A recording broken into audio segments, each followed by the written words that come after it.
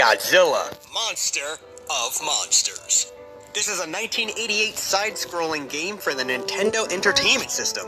It's not the first official Godzilla video game ever made. That honor belongs to this MSX game, Godzilla vs. Three Giant Monsters. But Monster of Monsters is the first Godzilla video game to become so widely available, as the Nintendo Entertainment System was in the middle of redefining the home console market. I have to start this review by telling you that I have no personal nostalgic connection to this game. I didn't own it as a kid, I didn't grow up playing it. I can only review this based on my experience playing it as an adult. Now that said, Jesus, why won't my phone stop ringing? Have you guys noticed how often my goddamn phone interrupts my reviews? Ugh, it's my former therapist, Dr. Wozniak. I haven't been to this guy in over a year, but he still calls me non-stop. Ignore! Sorry. Anyway, what does Monster of Monsters even mean?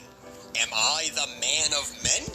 Well, I guess I am, but you also have to... What the fuck? That's it. I've had enough. What?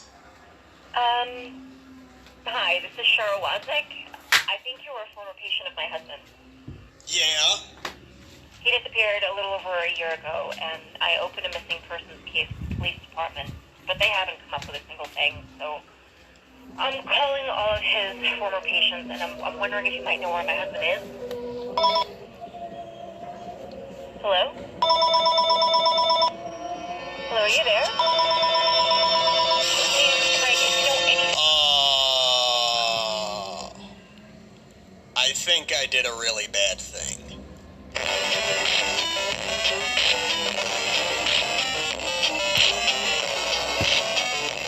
So we start the game with the Big G standing behind his name. Oh shit, never mind. Now he's in front of his name. He looks like he's adjusting the eye. Goddamn thing keeps getting crooked. When you hit start, you can make a new game or continue your last game. Or you can pass on the word game. Let's start with the story. In some unknown year, the Earth receives a Basically, the Zillions of Planet X have declared war with Earth, and they send space monsters after us. But Godzilla and Mothra travel to each planet in our solar system to stop this invasion and protect the Earth. We start on the Earth and then go to this level map, which resembles something you might see in a strategy game. You move Godzilla and Mothra across the honeycombs and play short side-scrolling levels on your way toward advancing through each planet. That's odd. I don't remember renting a movie called Play Me. Let's just check what this might be. Okay, so hopefully I'm talking to MIB. My name is Craig Hornberger. You've been talking about me on your video game show a lot.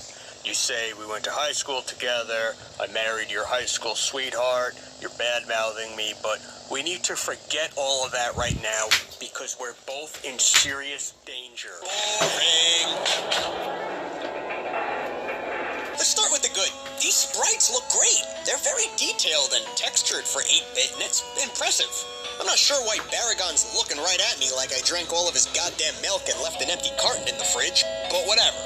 Godzilla controls well. He's got his basic moves, including his atomic breath. Not much to say there. Wait, they said this was Earth, but I feel like that's Earth behind Godzilla. Where the hell am I then? Then we get to the gameplay, and look, I've mentioned this before. I don't prefer the games where you're constantly being attacked by an onslaught of small military vehicles and most hits are unavoidable. I mean, look at this. There are things coming at me every which way, and there's no way to avoid it. I'm just a giant target. It's not that the game's impossible, it's very playable, but I don't find this challenging as much as I just find it annoying.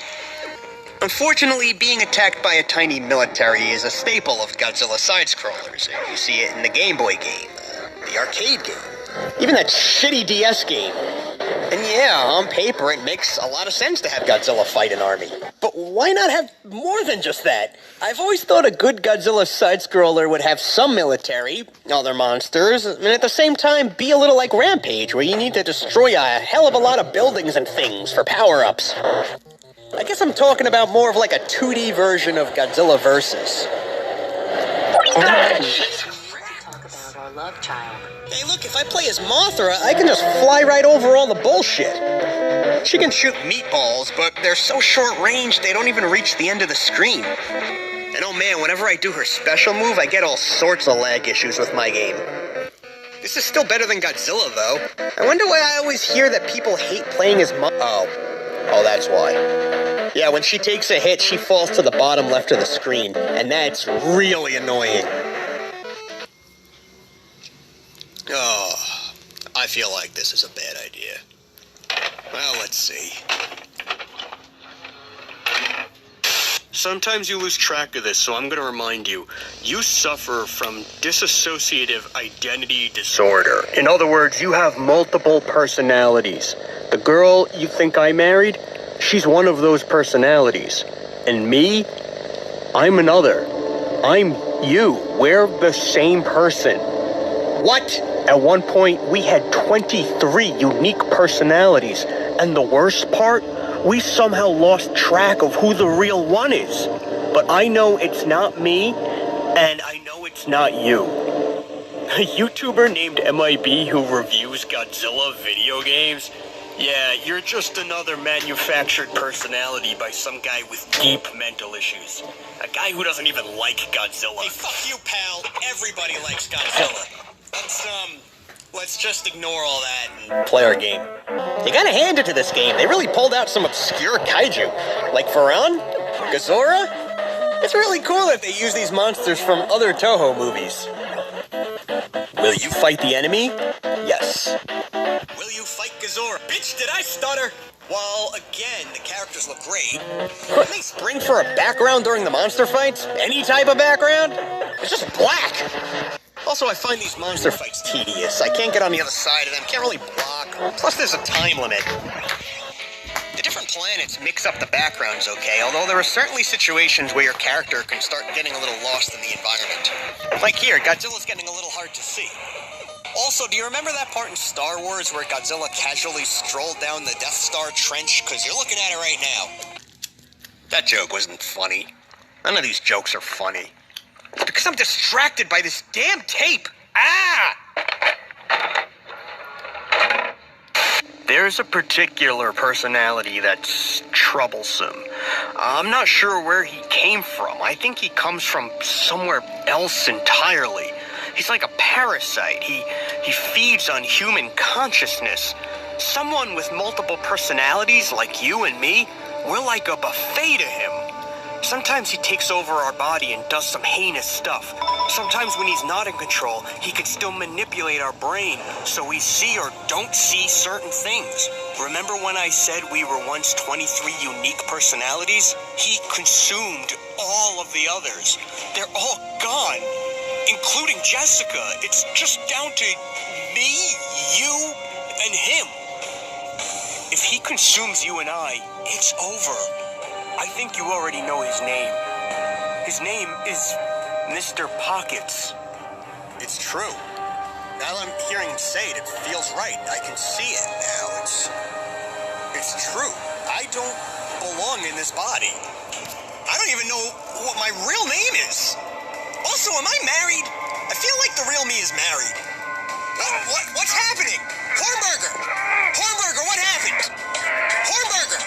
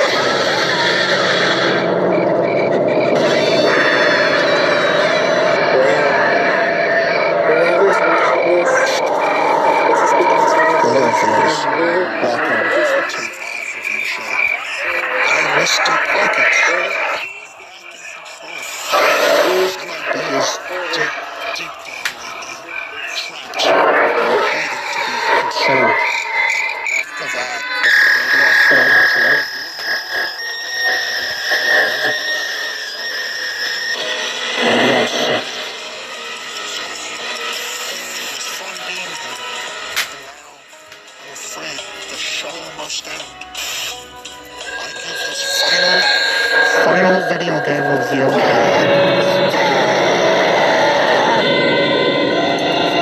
I enjoyed our time together. I hope all understand.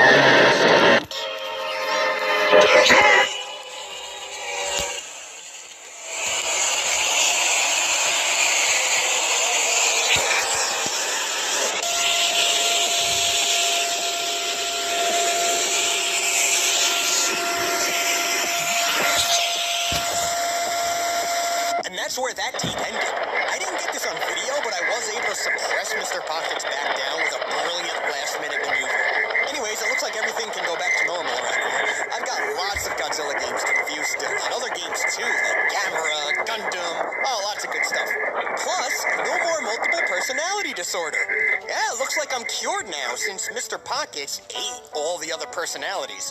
So I'll just live here in this basement, drink, not pay taxes, and make Godzilla videos.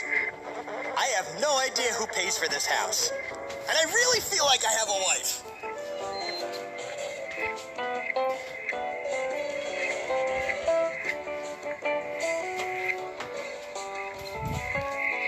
This fine episode was brought to you in part by Irving Jimenez Bejito. I'd like to thank him along with these fine patrons here for helping to support the channel so we can all enjoy it a little more. If you'd like to see your name on this list, and you're in the position to donate, please visit the Monster Island Buddies Patreon page.